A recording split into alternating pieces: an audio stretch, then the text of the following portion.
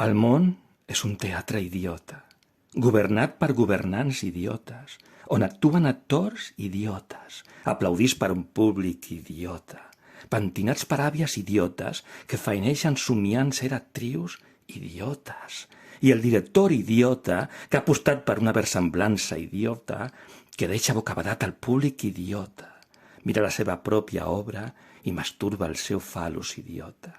Us preguntareu, idiotes, i què ens queda, idiota? Us respondré, idiotes. L'únic que es queda, idiotes, és fer servir paraules idiotes, metàfores idiotes, imatges idiotes, per poder ser més, sentir-se una mica més, semblar un xic més idiota.